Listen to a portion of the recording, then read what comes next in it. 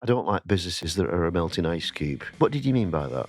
That's a very, very bad mistake. Those 18 to 24-year-olds who might have been coders are probably now better being solutions architects. It's absolutely 100% a game-changing shift. We're seeing very positive effect of AI. I'm a kind of optimist with a lot of these jobs. You're almost solving problems that they didn't know they had. So don't do that. I don't think that's going to exist as a job. I think you should have doubts all the time, because if you don't have doubts, you become arrogant. If somebody raises a problem, you've got to celebrate it.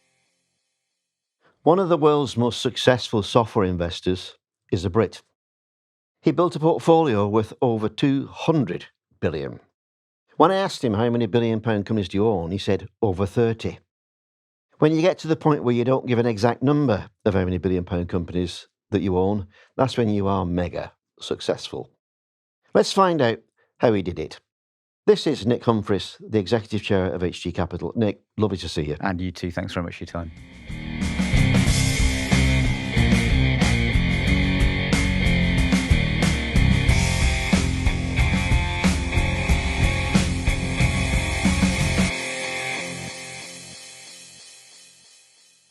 Nic, thanks for coming in. I'm sure you do know how many billion-pound companies you own. I hope you do. Just give us let's start off and just give us a sense of the scale of HG now and the journey you've been on, from 20, I think it's almost 20 years since you became CEO of HG. Like a lot of these things, when the numbers get to a certain scale, they become a little bit kind of meaningless in a lot of ways. So where do we start? 2001, we span out of Mercury Asset Management. I think we were, from memory, about 30 people, 6 or 7 partners.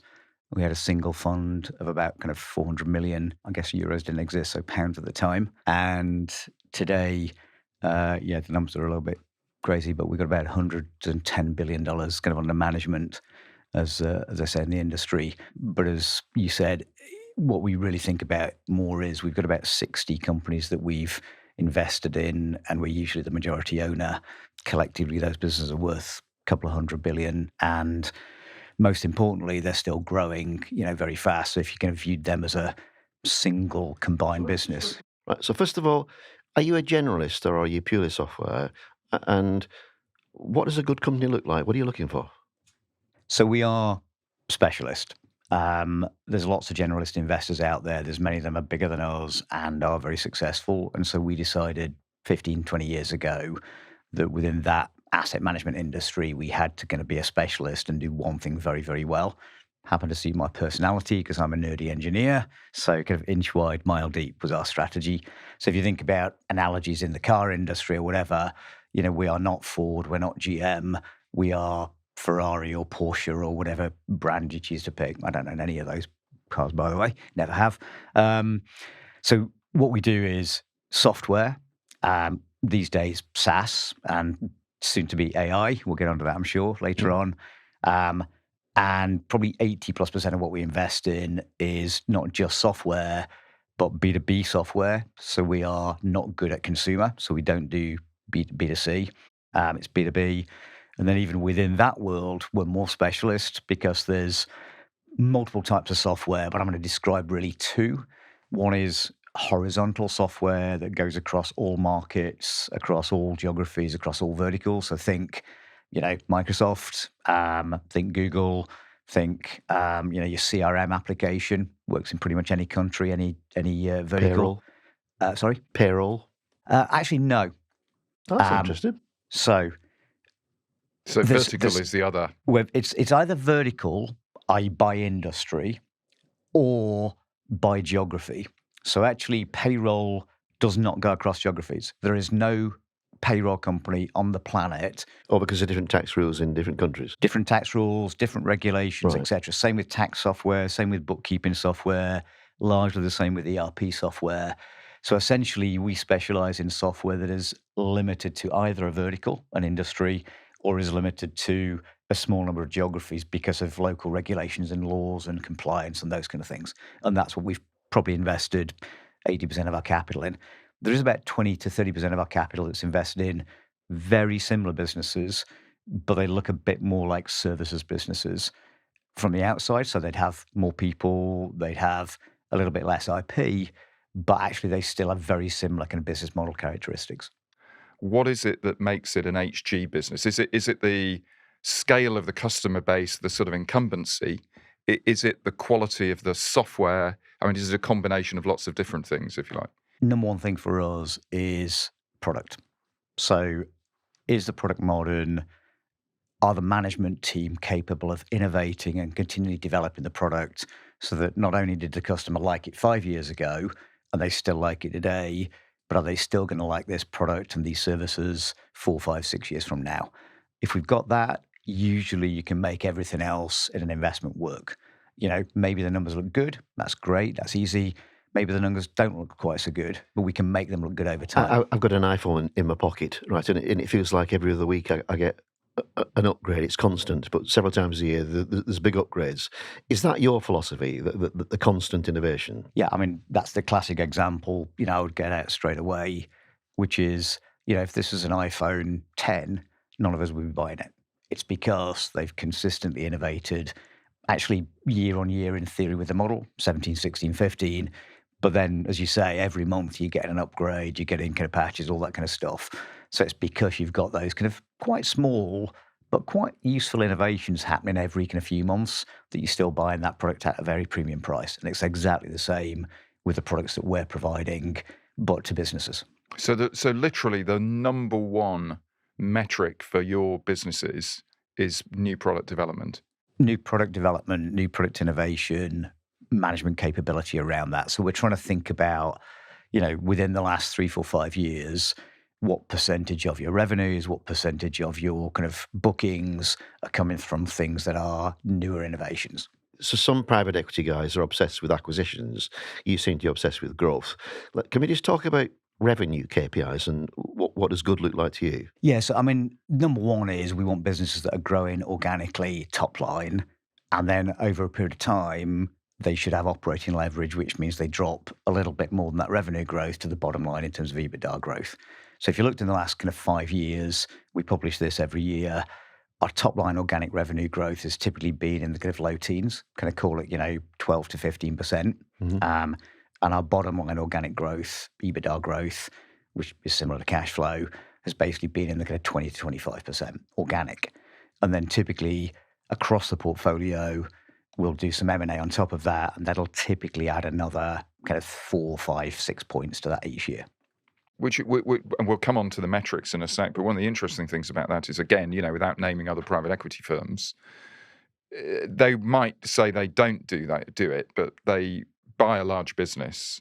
The first thing they probably do is look at whether there's any costs they can take out of the business and whether there's anything on the balance sheet they can take out in terms of cash, which, hasn't been utilized in the right way. It doesn't sound like at HG, the first thing you think about when you take the keys of a business is how much, profit can we squeeze out of the business. It's all about top line growth. I mean, just really, really, really simple answer to that, Chris, is like, that's just a really simple extractive model. So basically, PE was born, let's be fair, out of that extractive model, which is let's buy a business that's not got very much profit, let's extract more profits out of it, and then sell it when it's got a bigger profit. The problem is that's incredibly finite, because if you're not growing your top line and innovating, there's only a certain amount of juice you can squeeze out of the lemon, and after that, there's no more left in it. So, of course, it worked. And in the 80s and 90s, that's how some of the very storied private equity firms made all their great returns. Problem is, if you've not innovated and moved on from that, all that juice is gone, really. There's very few businesses you can buy where that's just like, dollars sitting on the pavement, you can pick them up for 50 cents. It just doesn't exist anymore, really. So you have to have the next model. The next model was a good innovation on that. So it wasn't just about cost. It was essentially about how do you increase revenue. But the problem again is, because it's easier, most people went for a simple extractive model. So they took an existing product set or customer set or whatever and said, how do I get more revenue out of that customer set? And the most simple way of doing it, of course, is I've got a sticky product, I whack the prices up. So that's what most private equity do. They buy a business, they whack the prices up. Again, it works for a period of time, but at some point in time, of course, you keep whacking the prices up and you don't add more value to your product, your customers start to churn and leave. A more sophisticated version of that was, I'm going to understand territory planning, I'm going to understand commission rates, I'm going to understand how to sell better, and I'll actually take my product into either new geographies or new adjacencies or whatever. And frankly, relatively few private equity firms can do that really well consistently, but a few firms have. I remember one day you said to me, I don't like businesses that are a melting ice cube. Hate them. What did you mean by that? Melting ice cube is very simply your number of customers is going down gradually year on year. So you might have revenues that are continuing to increase a little bit, but you're essentially extracting more revenue from a smaller customer base. And that's essentially because, and it is very typical in software, you've got a very sticky software product with customers that are essentially borderline prisoners. They can't move very easily. And what you're going to do is not innovate on your product and just squeeze more So out are of you the selling to existing base. enterprises or small businesses? We do a whole variety. We've got businesses that sell to the largest enterprise on the planet, and they sell average packages of $5 million to $10 million plus. And we've also got businesses that sell to the very smallest business on the planet, and they're literally paying €100 a year, and everything in between. So we have no bias towards small, mid, or enterprise. We think any of those businesses can be very good business models. The crucial bit is your customer count increasing year on year? Because if you're getting new logos, as we call them, those new customers must be buying for a reason that is pretty current, pretty good value. If you've got a declining customer count, I mean, either you're in a very bad market that's just going backwards. Maybe you're selling to coal mines in the UK. That's not been a growth market for the last 20 years. Or what you're actually doing is you've got an old product, you realize you can't sell it to new customers because they're buying something else. And what you're doing is extracting more and more out of So an let's existing imagine base. I'm the founder of a software company. I want to pitch you to try and get you interested. How kind of big do you need to be to get the attention of something like you? So we've got different sizes of funds with a hugely innovative kind of branding strategy all around planets. So Mercury, Small Planet, is our smallest fund. Genesis is where we started, so that's our mid-market fund.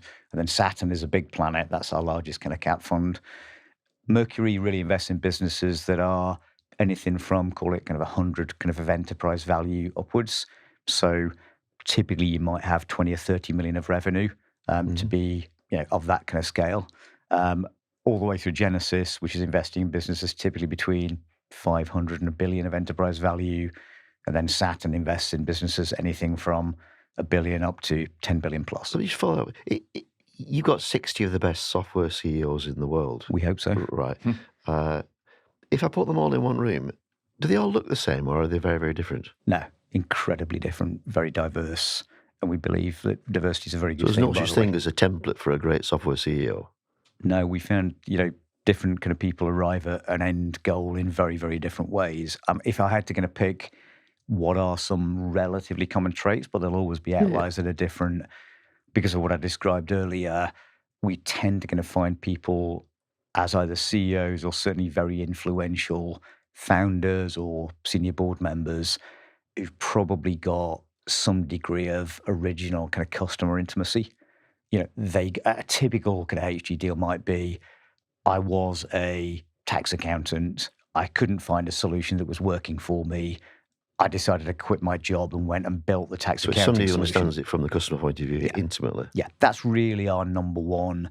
We're looking for somewhere in the management team, somebody that's got that kind of 15, 20-year affinity for the end customer, and they still love that, and it's still a kind of passion inside them.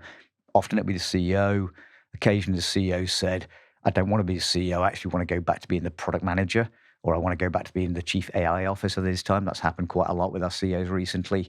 But there's somebody who's kind of got a passion for what my customer needs, what the innovative new way of delivering that is. So, we need that person in the business, basically.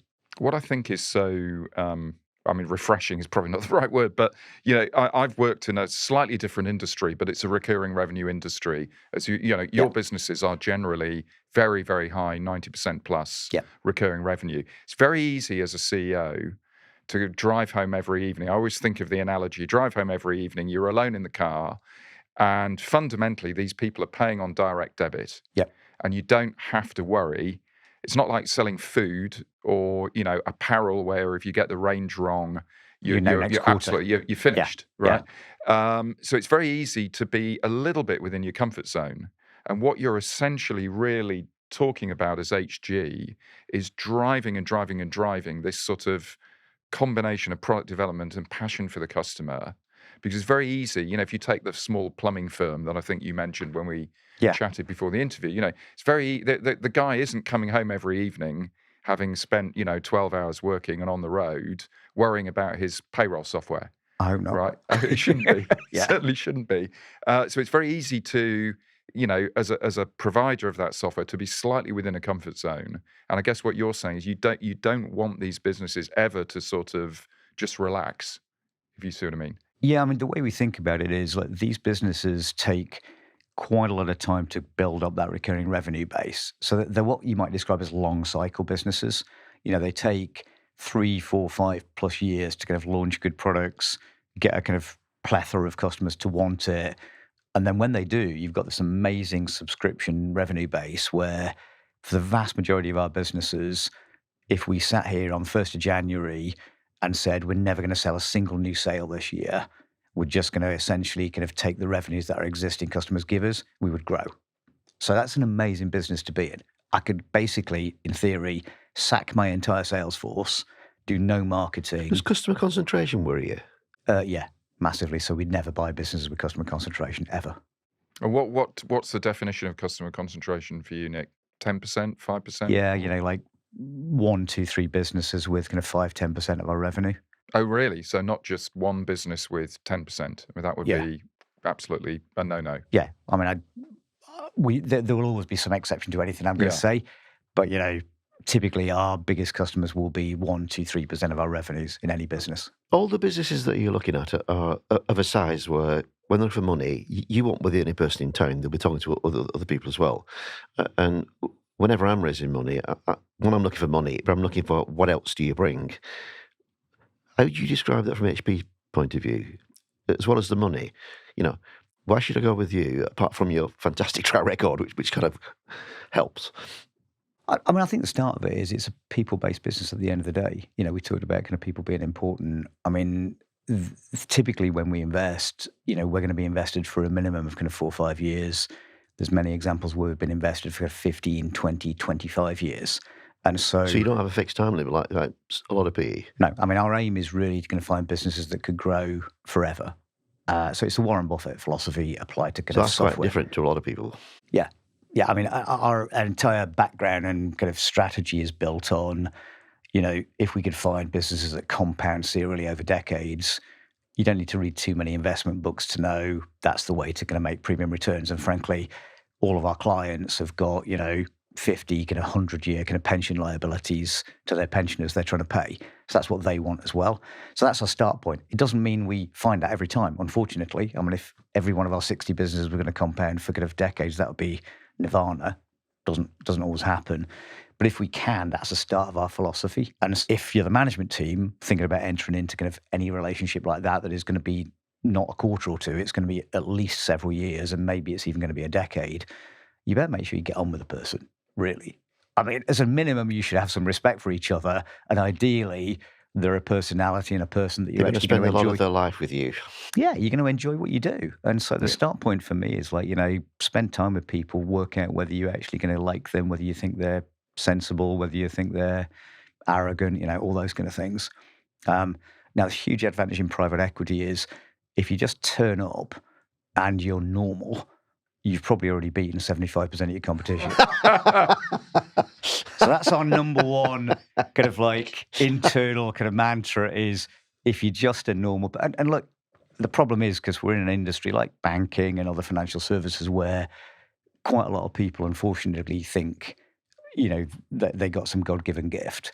Or they're very numerical, like just be a little bit humble. Like you ended up in the right place at the right time, and you've been very, very fortunate. So like nobody in these industries should turn up with the ego that they often do.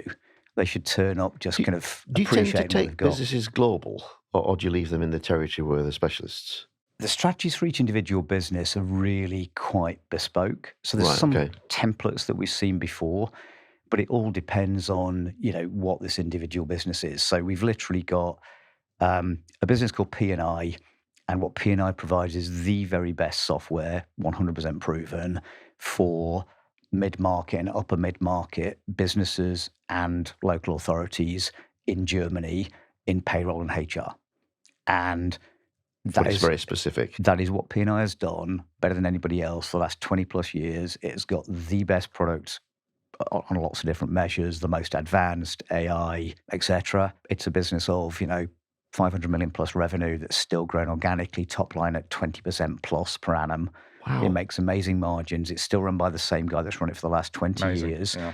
And they do support their customers in other countries, but the business is, centered around Germany, Austria, Switzerland. And so its strategy is just to continue. And that's a big market. That's a billion plus revenue market potential for that business. And by being the very best at it, it'll probably capture quite a lot of that specific market. We then have other businesses where actually they're literally in 50 countries around the world because they've got a specific product that really suits 50 countries, and their strategy has been to be very international. So it's got to be horses for courses for the individual business. It's a great point to ask about AI because, clearly AI is everywhere. Yeah. The amount of, commentary from politics all the way through to economics and the rest of it is that the general narrative is it's going to change everything, but no one's quite clear what will happen, in the next 6 months, let alone 5 years. Yeah. But you mention a business there in Germany, which is not a market where people switch around perhaps as much as they do in the UK, which is so embedded within that customer base, probably a very conservative customer base. What's the impact of AI on that sort of business and your portfolio? And I guess, the obvious question for Nic Humphries, how nervous are you? Is it an opportunity or a threat? Big question, I'm afraid. No.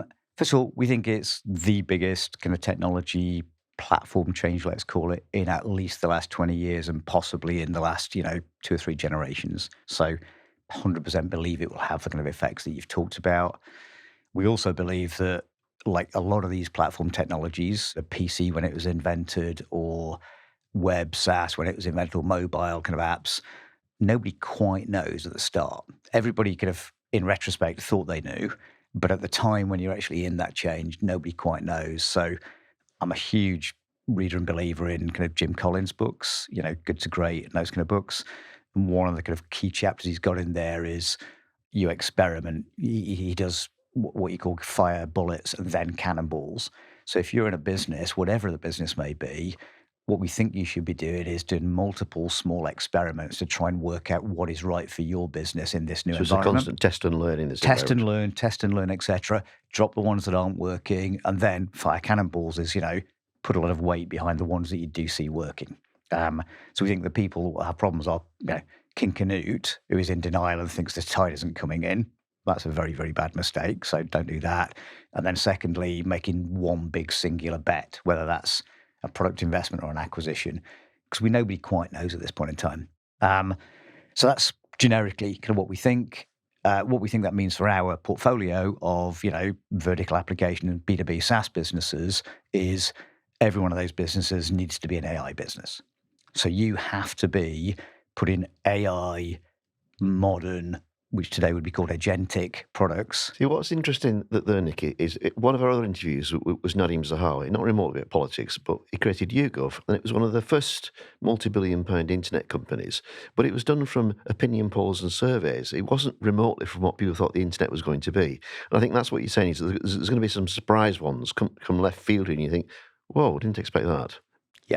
Yeah. I think there's going to be, who would have thought that, you rent out your apartment and, a business would be a kind of multi-tens of $1 billion EV business out of renting out apartments gone online, but Airbnb was. Yep. But it wasn't possible to have that business or Uber or a bunch of other similar businesses until somebody invented like really great, mobile platform in the form of an iPhone. So I think there's a lot of business models that we don't know what they will be in the future. One of the bits I struggle with, and I don't know whether you do as well, is a lot of these software businesses are valued at, like 20 times profitability.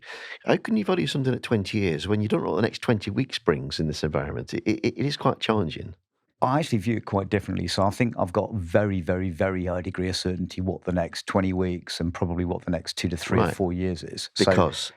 Well, because I can tell you in our portfolio, we're not seeing any effect other than positive of AI on our revenues. We're seeing very positive effect of AI on our costs because we can do development cheaper than we ever could before, customer support better than we ever could before. So I can take our portfolio and tell you with a pretty high degree of accuracy what we think the next 1-2 years kind of revenues and profits are going to be. And so far, certainly the evidence of the last 12 to 18 months is those things are only going up, not down. I think the big question is not 20 weeks or even 20 months. The big question is 5 years. And I think that's why software stocks have been derated. It's because in the past, essentially 5-10 years ago, people thought that software stocks would essentially just kind of keep on growing at 3 times GDP, for a 10-year plus period, i.e. they could have got an 8%, 9%, 10% growth rate out, in their kind of DCF model.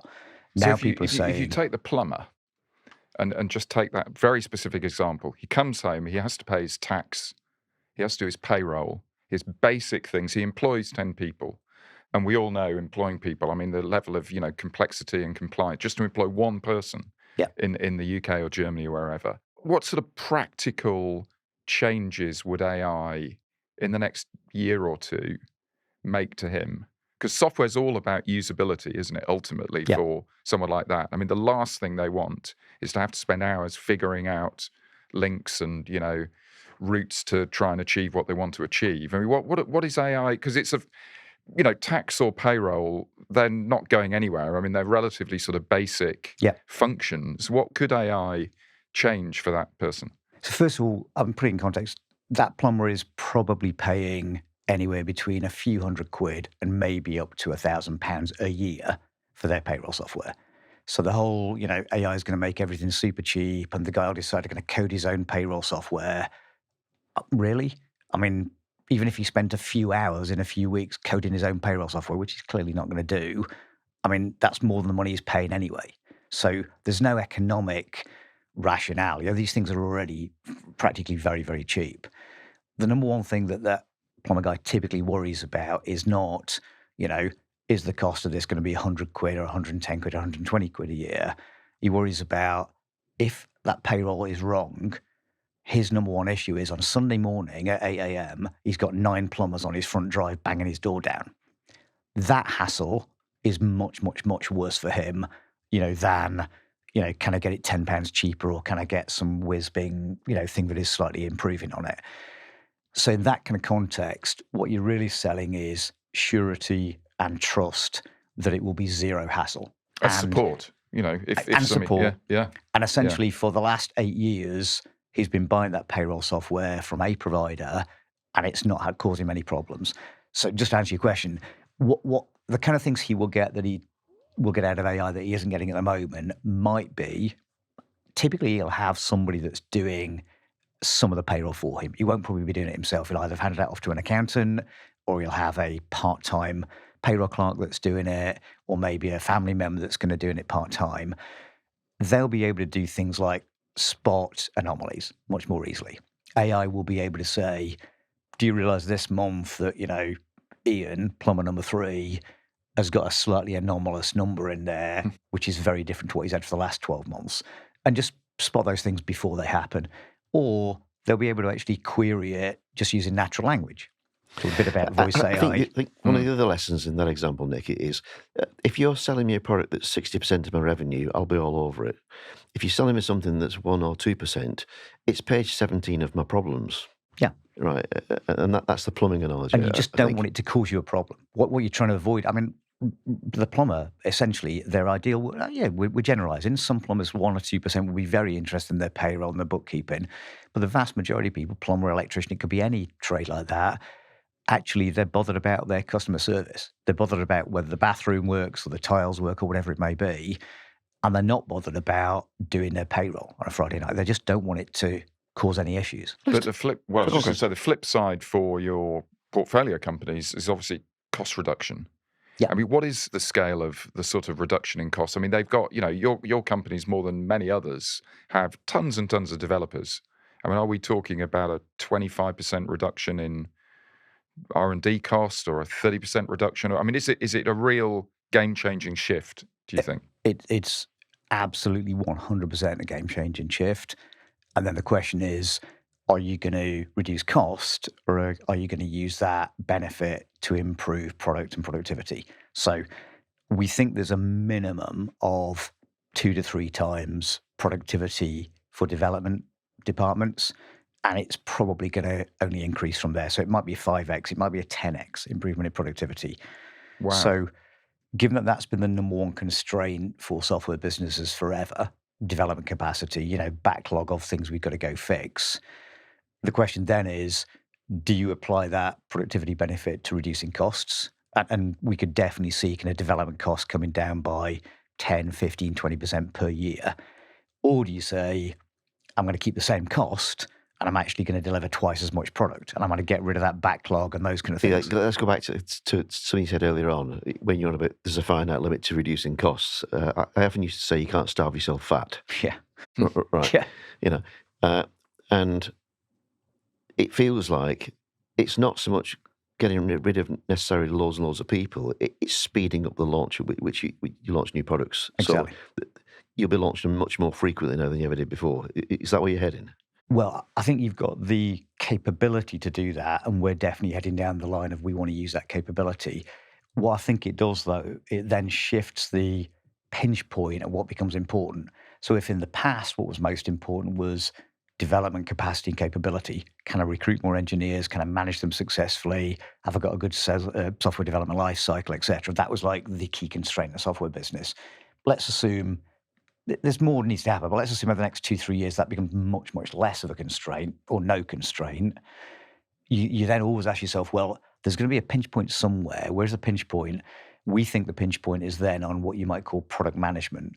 So product management is all about understanding what your end customer wants and also how fast that end customer can consume some new stuff. So if I put it really simply, let's assume we've got 10 times the product development capacity. So I can now deliver 10 times as much to the customer.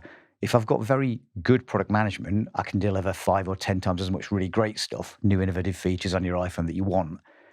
But if I've got poor product management, I can deliver 10 times as much, excuse the French, crap to you. You don't have to deliver too much more crap to your customer before they go, I don't want this anymore. I'm going to go and use a Samsung instead. You bamboozled the customer, and you're almost solving problems. Again, back to the plumber analogy. Yeah. You're sort of solving problems that they didn't know they had. I'll give you a tiny example. If you remember, iPhone moved the search function in contacts from the top of your screen to the bottom of your screen about 6 to 9 months ago. That one tiny change, I don't know how much it frustrated you. Yeah. I know it frustrated the hell out of me, like absolutely annoyed the hell out of me.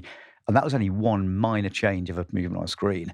Imagine if you were launching like 5 or 10 new features, and your customers just almost can't cope with how they're changing their interface. So I think product management is all about not only what can we give the customer, but also understanding at what rate does the customer want to adopt them and how capable they are of adopting them. So again, take an example.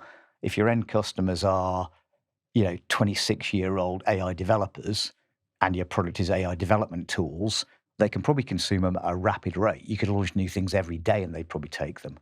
If your end customer is a 62-year-old accountant that's been using exactly the same tax calculation system for 28 years, and by the way, they're going to retire next year, what's their demand for getting lots of new features that they've got to learn in the next 6 months before they retire? Probably quite low. But let's go back to those young people, because I think what you said, and I'm curious to see what your commenting is here, is that those 18 to 24-year-olds who might have been coders are probably now better being solutions architects, people who design what you need to do rather than people who actually write the physical code. Is that really where it's heading for young people? I don't think anybody is going to do physical code writing going forward.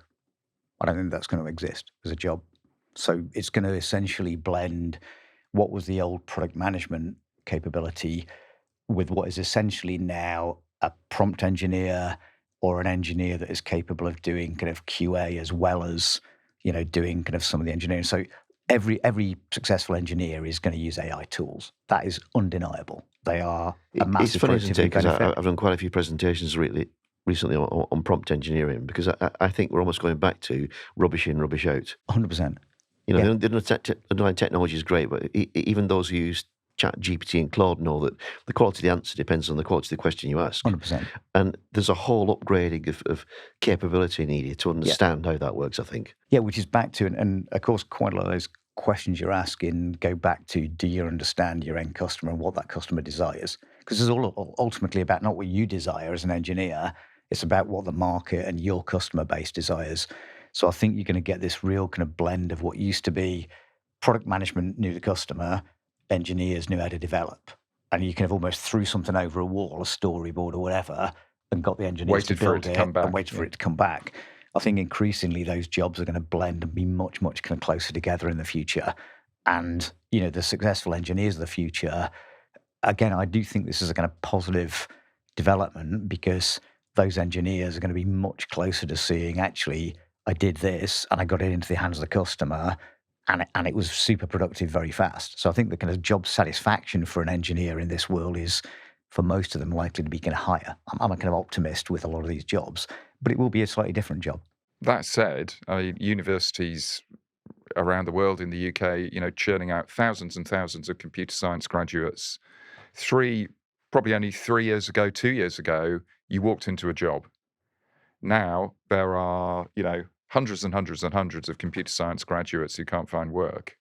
Is that mismatch going to shift? I mean, there will be roles for them, or do we just frankly not need No, I'm not sure that's true. I mean, I think as they're coming out, nobody in the last year or 2 years will have come out of a kind of CS degree without using kind of AI tools. It's almost impossible that would be the case.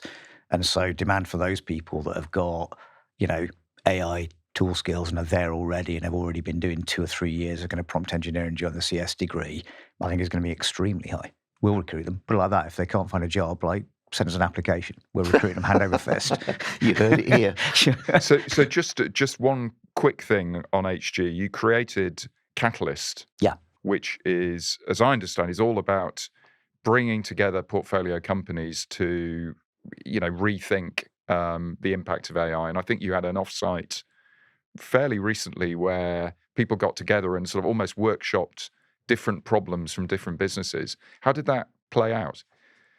Well, so Catalyst specifically is one of about 3 or 4 initiatives we've got. And Catalyst itself is really about looking at those of our portfolio companies that, for whatever reason, don't quite have the ability at this point in time to recruit the right number and level of AI development skills that they want, or AI product management skills that they want. And we're essentially trying to kind of help them. So, we said, look, across 60 businesses, some of our businesses are going to have all the talent, all the capability they want to kind of go and do it. And that's great. They can go and do their own thing. But there's some businesses that, for whatever reason, haven't got that. So what we've done is essentially recruit about 100, I think it's now 120 AI engineers or product managers or QA, put them into kind of relatively small squads of about half a dozen people and essentially lease those out to our kind of portfolio companies as really a Kickstarter. It's to say, if you don't have the capability to get that first product into the marketplace, we'll come in, we'll work with your existing development team to educate them. We'll literally kind of get the product built in 2-3 months. We'll get it beta tested. We'll get it to GA. We'll launch it into the marketplace. We'll check it's actually working for the customers. And 6 to 12 months in, hopefully then you've got at least one product. You've got a dev team internally now that understands how to get that to market. And then we can get back out of your hair and we can go into the next kind of portfolio company. That's a great example. When we said, what does HG do apart from bring money? That's a fantastic example, isn't it? There must be a temptation, because the one thing I think you've never done is go into the big startups. Yeah. The famous businesses in tech that have raised, particularly in AI, raised $1 billion. I'm sure if you went to your investors, your pension funds, and said, that's what we're going to do, they'd give you money. Why haven't you done that, Nic? I'm not sure they should give us money for that, because venture capital is a completely different skill set to what we do, which is about existing businesses with kind of growth potential. So, I think, I don't want to be too blunt about it, but it's kind of like asking us why we don't do kind of like South American coal mining or something. It's just not a skill we've developed. Could we develop it? Possibly. Would I, if I was our clients, give the money to us kind of first off for a fund there, or would I give it to kind of like one of the other 50 or 100 or 500 kind of venture capital kind of companies they know already. I know where I put my money. I think what we do, we've honed for kind of 20, 25 years, and it's just a slightly different kind of skill Let's set. just look back over 25 years for a second. I mean, clearly you've got more calls right than you got wrong because you've been massively successful. But was there any point where you thought, I've got doubts here? I'm not sure I've got this one right. I think you should have doubts all the time, because if you don't have doubts, you become arrogant. If you become arrogant, you become complacent. You become complacent, you're on a downward path. So we try to kind of embed this kind of philosophy or culture of what we call continuous improvement. Again, Jim Collins or Kaizen in Japan or whatever. So every year, what we're trying to do is look and say, look, what are the 2, 3, 4 things we got wrong, or the 2, 3, 4 mistakes that we can kind of go learn from, and then we try and improve them. And if you kind of do that just as a constant drumbeat, that needs a culture of honesty, doesn't it? Well, it's got a massive benefit of encouraging a culture of honesty. So basically, it's a very virtuous circle where you have to really believe it. You can't just BS about it. But from the very top to the very bottom, you got to say, if you actually show us a problem, nobody's ever going to be criticised for that. We're going to celebrate you raising an issue. So whether the problem is like Nic's a jerk because he did X, Y, Z wrong, or whether the CIO of our business did something wrong, or whether, frankly, the coffee wasn't great, whatever it may be, somebody raises a problem, you've got to celebrate it. And you can show them that over 20, 25 years, we've got like a 90+%, success rate of solving problems when we see them. Because the crucial thing is we see problems early. And if you see problems early, you get a collective kind of group of brains around it, you can usually solve them. The huge issue in business is if you don't identify problems early, they snowball and they become bigger and bigger and bigger. That makes it really difficult for people to now raise them, because you're asking, well, why didn't you raise it 6 months ago? And by the time they do raise them, they're existential. And then you're into... Are there any great trends that you missed? Oh, yeah. yeah, like cybersecurity. So we knew cyber was going to be big. As a trend, 15, 20 years ago for obvious reasons. And our rationale at the time was we weren't in the US at the time, and we felt that you needed to have some proximity to the US, and particularly the West Coast, and to kind of like Silicon and all that kind of stuff, to really be deep enough to understand the trends in cyber well enough, and we weren't. And so, we decided that we would focus on tax and compliance software in 27 European countries, because we were pretty close to that market. And frankly, we understand that better than anybody else on the planet, including every strategic. But obviously, we weren't going to be in cyber because we weren't present there. Now, I think that will change. We now have, 30 plus execs on the West Coast. They've been there for 4 or 5 years. They're very successful. As we've gradually got people who do understand that market, we'll gradually take our baby steps, and hopefully 5 years, 10 years, 15 years from now, that will be a growth area for us that we've done pretty well in. But it was appropriate, I think, not to do that when we were a European-based only firm, 10 or 15 years ago. And that's only one example. Nic, last question. I mean, you're still passionate, almost 20 years CEO. Love it. You said earlier you're not into cars. I think you said. No. I mean, do you see yourself still being an investor and as passionate in 10 years' time? What's the next phase for Nic Humphries? I think it's a massive privilege to be able to do this, and you're constantly dealing with people that are innovative and exciting to deal with. And AI, yes, it's uncertain for reasons we said, but we think it's probably the biggest opportunity we've seen in at least 20 years and possibly in our entire lifetimes. So if you can't get excited about something like that, I don't know, kind of like what you do want to get out of bed for. So yeah, super passionate about it. Love seeing kind of like people developing businesses. It's a hobby as much as it is work. So yeah, really enjoying it still, I'm afraid. That's brilliant. Nic, thanks very much for an absolute pleasure. Great, really enjoyed it. Thank you very much. Well, that was easy.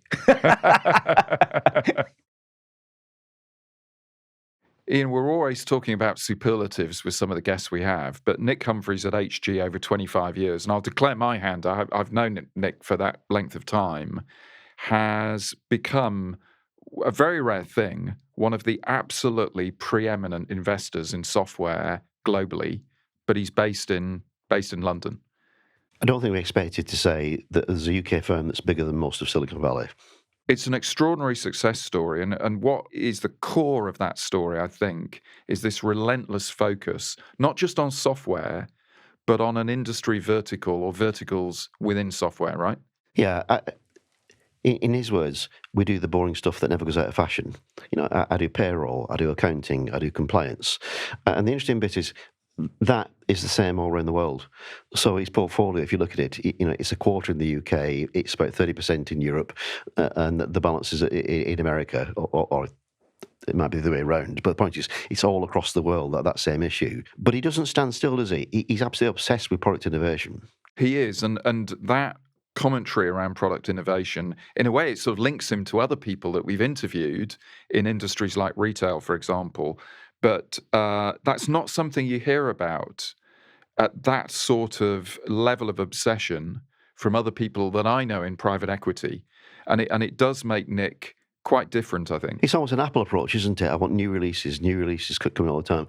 I mean, that idea that he's got about 60 businesses, that you can put 60 top CEOs in one room and just say, we want to talk about three things. Are you ready for AI? Do you know how to sell AI? And how good are you at cybersecurity? That cross-fertilization must make him incredible as a sector specialist. Extraordinary. And there was that tipping point, a few years ago where HG had got so big that they could make these comparisons. And the core of it, right from the early days, was the quality of data. Obsessional about analyzing data from the companies. You can then make the comparisons between the companies. And for a lot of private equity funds, cross-fertilization of ideas is having a dinner every quarter with the CEOs. I mean, HG's not like that, right? This is a stick of rock that goes right the way through the organization. And you can then make benchmarking, something that happens every single day, every hour of every day. I'm a big fan of simplicity, and I love the way that they say we want 15% growth that generates 25% increase in profitability, but it's got to be a third of it comes from price rises, because we don't want customers to leave on price rises. It's got to be a product that they want. A third of it from new logo customers coming in, and a third of it from selling extra stuff, cross-sell to existing customers. I love his phrase, we don't want to melt in ice cube. What he means is, if you're selling something and customers are leaving you all the time, you're struggling like mad to grow. So the fact that he's from Essex, selling payroll to a 9-man plumber, they're not going to leave me because it's not a big issue to them. It's a lot easier to grow a business if there's customers not leaving. And of course, the next stage for HG, they're big investors in AI. Obviously everyone's obsessed with AI, right? But they absolutely are at the forefront of trying to interpret how AI changes the business models of the companies they're invested in. I mean, I can see Nic and HG continuing to outpace, the competition, right? He set a new record, a man that owns over £30 billion businesses. Incredible.